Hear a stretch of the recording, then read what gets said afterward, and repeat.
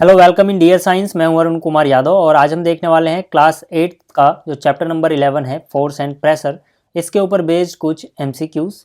इसके अलावा अगर आप इंस्टा एंड फेसबुक पे हैं तो आप डियर साइंस को फॉलो कर सकते हैं, और अगर आप मैथ्स की वीडियोस देखना चाहते हैं तो आप मैथ्स वाले चैनल एके स्टडी को सब्सक्राइब कर सकते हैं। और अगर आप हिंदी मीडियम से हैं तो भी टेंशन वाली कोई बात नहीं। हिंदी मीडियम अकेडमी जो ये चैनल है ये स्पेशली हिंदी मीडियम के बच्चों के लिए है, तो यहाँ पे आपको हिंदी मीडियम से रिलेटेड कंटेंट मिल जाएगा। हिंदी मीडियम को आप इंस्टा पे भी फॉलो कर सकते हैं। तो चलिए शुरुआत करते हैं क्वेश्चन नंबर 1 से। जो पहला क्वेश्चन है इसमें बोला गया है force is applied on an object in the form of, ठीक है, यहाँ पे ब्लैंक है। तो मतलब यहाँ पे हमें ब्लैंक को फिल करना है।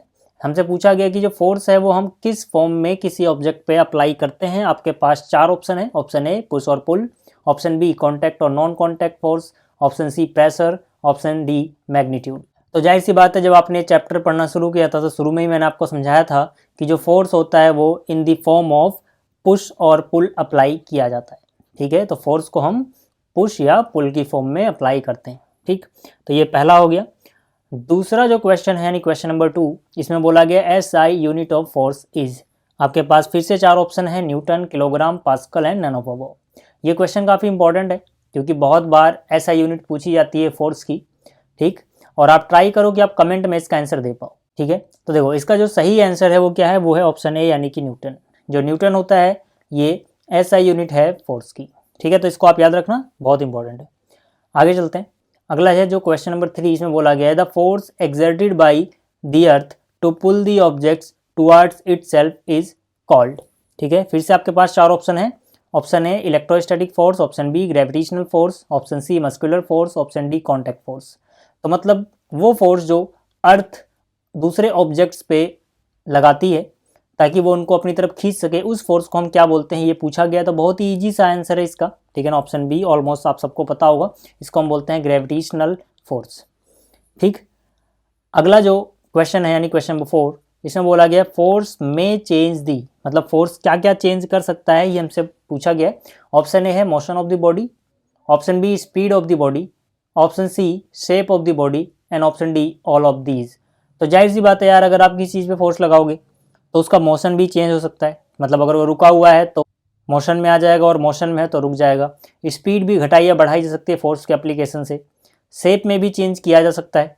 ठीक है ना, तो मतलब सारी चीज़ें हो सकती हैं। तो यहाँ पे ऑप्शन डी करेक्ट है। ठीक है ना, कौन सा, option D, all of these. अगला जो क्वेश्चन है यानी क्वेश्चन नंबर 5, इसकी बात करते हैं। ठीक है, अच्छा एक बात और कमेंट में आप लिखना, जब सारे क्वेश्चन हो जाएंगे तो आप मुझे बताना कि कितने क्वेश्चन आपने सही अटेम्प्ट किए थे या फिर कितने क्वेश्चंस आपको ऑलरेडी आते थे। ठीक, क्वेश्चन नंबर 5 है द फोर्स एक्सर्टेड बाय और मसल इज कॉल्ड। मतलब जो मसल्स के थ्रू हम फोर्स एक्सर्ट करते हैं, फोर्स लगाते हैं, उसे हम क्या बोलते हैं। आपके सामने फिर से 4 ऑप्शन है। पहला इलेक्ट्रोस्टैटिक फोर्स, दूसरा मस्क्यूलर फोर्स, तीसरा ग्रेविटेशनल, चौथा नॉन कॉन्टैक्ट। तो जाहिर सी बात है यार, जैसे नाम से ही पता लग रहा है, जो हम मसल से फोर्स लगाएंगे उसको हम क्या बोलेंगे, मस्क्यूलर फोर्स। ठीक, तो ऑप्शन बी करेक्ट है यहाँ पे। अगला जो क्वेश्चन है यानी क्वेश्चन नंबर 6, इसमें बोला गया the strength of force is expressed by it's.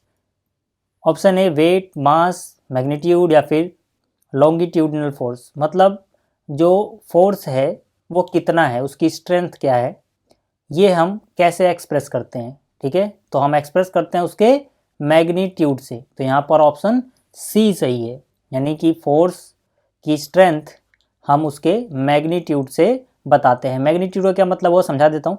जैसे आपने बोला 15 न्यूटन का फोर्स है। ठीक है ना, आपने क्या बोला, 15 न्यूटन का फोर्स है, तो 15 क्या हो जाएगा इसका मैग्नीट्यूड। ठीक है, आपने बोला 12 न्यूटन का फोर्स है, तो 12 क्या हो जाएगा इसका मैग्नीट्यूड। तो मतलब इसके मैग्नीट्यूड से हम बता रहे हैं कि फोर्स कितना तगड़ा है। जाहिर सी बात है 15 न्यूटन वाले की स्ट्रेंथ ज़्यादा होगी 12 न्यूटन से, है ना।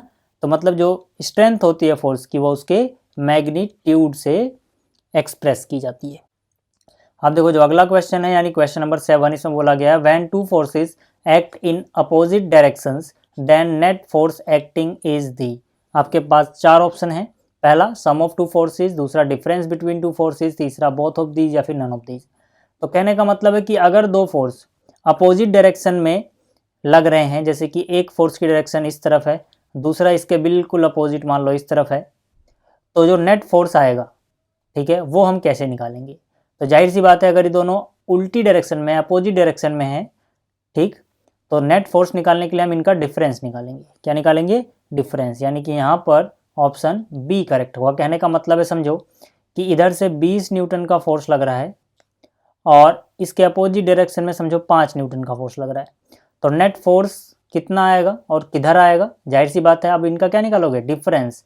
यानी कि 20 वाला ज़्यादा है ना 5 से, तो 20 - 5 यानी 15 न्यूटन का रिजल्टेंट होगा या नेट फोर्स होगा, जो कि इस तरफ होगा, है ना, क्योंकि इस 20 में से 5 तो कैंसिल हो जाएगा, 5 इसके उल्टा में इधर लग रहा है, तो 15 इधर बचेगा नेट फोर्स। ठीक, अगला जो क्वेश्चन है यानी क्वेश्चन नंबर 8, इसमें बोला गया which one of the following forces is contact force. आपके पास 4 ऑप्शन है, force of gravity, magnetic force, force of friction या फिर इलेक्ट्रोस्टैटिक फोर्स। तो देखो, कॉन्टैक्ट फोर्स समझ लो पहले कहते किसे। कॉन्टैक्ट फोर्स का मतलब होता है कि ऐसे फोर्स जो जब लगाए जाते हैं तो जिस ऑब्जेक्ट पे लग रहे हैं उनसे कांटेक्ट होना जरूरी है, ठीक। और नॉन कांटेक्ट का मतलब होता है अगर बीच में कांटेक्ट नहीं भी है तब भी वो फोर्स लगाए जा सकते हैं, जैसे मैग्नेटिक फोर्स, ठीक है ना, एक चुंबक यहाँ रखा हुआ है, दूसरा मैग्नेट या चुंबक यहाँ रखा हुआ है, तो इनके बीच में कोई कनेक्शन नहीं है, कोई कॉन्टैक्ट नहीं है, लेकिन तब भी एक दूसरे पे फोर्स लगा सकते हैं, तो ये नॉन कॉन्टैक्ट फोर्स होंगे, ठीक है। तो कॉन्टैक्ट और नॉन कॉन्टैक्ट समझ में आ गया। कॉन्टैक्ट फोर्स मतलब ऐसे फोर्स जिनके लगाने के लिए कॉन्टैक्ट का होना जरूरी है, कनेक्शन होना जरूरी है, और नॉन कॉन्टैक्ट का मतलब जहाँ पे कनेक्शन जरूरी नहीं है, जैसे फोर्स ऑफ ग्रेविटी कॉन्टैक्ट नहीं होता है तब भी लग जाता है, ठीक। मैग्नेटिक फोर्स जैसे मैंने भी समझाया कॉन्टैक्ट नहीं भी होगा यानी कि तब भी लग जाएगा, यानी कि ये नॉन कॉन्टैक्ट फोर्स है। लेकिन फोर्स ऑफ फ्रिक्शन जो है, फ्रिक्शन होने के लिए दो चीज़ों का आपस में संपर्क होना जरूरी है, कॉन्टैक्ट होना जरूरी है, तो इसका सही आंसर क्या है? फोर्स ऑफ फ्रिक्शन, ठीक है। इलेक्ट्रोस्टैटिक भी नॉन कॉन्टैक्ट फोर्स है। तो आप याद रखना, कई बार एग्जाम्पल भी पूछा जाता है कि 3 एग्जाम्पल दे दो नॉन कॉन्टैक्ट फोर्स के या कॉन्टैक्ट फोर्स के, है ना। तो आप याद रखना, force of gravity non contact force, magnetic force non contact force, electrostatic force non contact force, force of friction contact है, ठीक है। आगे चलते हैं। अगला है force acting on per unit area is called, ठीक है। तो आपके सामने 4 ऑप्शन है, ठीक है, तो ये तो आसान सा है, इसका उत्तर क्या आएगा? प्रेशर, ठीक है। Force acting per unit area को हम क्या बोलते हैं? प्रेशर। प्रेशर की डेफिनेशन ही आपने यही पढ़ी हुई है कि फोर्स डिवाइड बाय एरिया, ठीक। अगला क्वेश्चन देखते हैं।